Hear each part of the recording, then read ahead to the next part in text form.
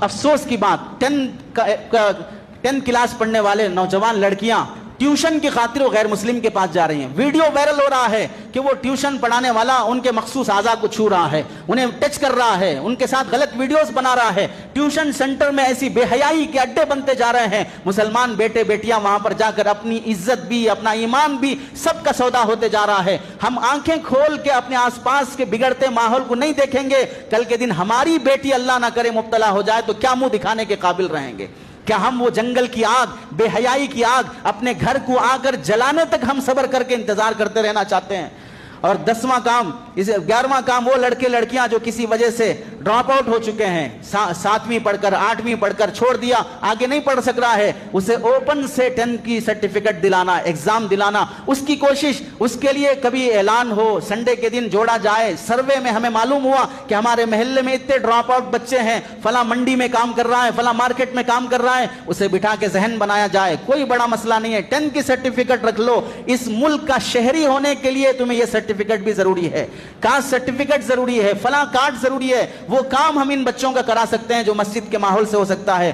محلے میں یہ کام, بہت سے ڈسٹرکٹوں سے نوجوان پڑھنے کے لیے آتے ہیں, ان کے لیے ہاسٹل کا نظام, مسجد میں ہال خالی پڑا ہوا ہے, اس کے اوپر اور ایک ہال بنا سکتے ہیں, وہاں پر آنے والے نوجوانوں کو ہاسٹل میں رکھا جائے. اگر مسجد کی آمدنی مناسب ہے, کوئی گھر لے کر مسجد کی انتظامیہ گرلز ہاسٹل چلائے. آج حیدرآباد کے گرلز ہاسٹلوں کی جو رپورٹ ہے وہ کسی ڈھابے اور اڈے سے کم نہیں ہے.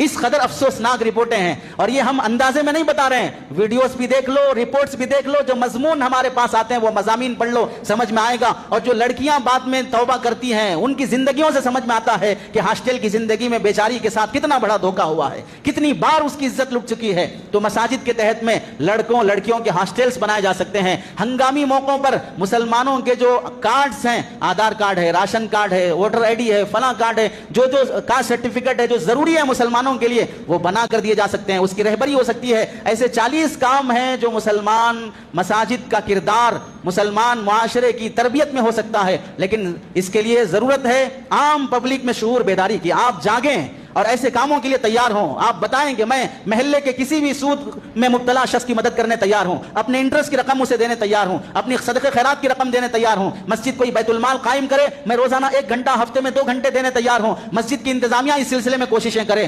ہمارا کام شعور بیدار کرنا, دماغ وسیع کرنا, سمجھانا ہے, اس کے آگے شرعی مسائل بتانا ہے.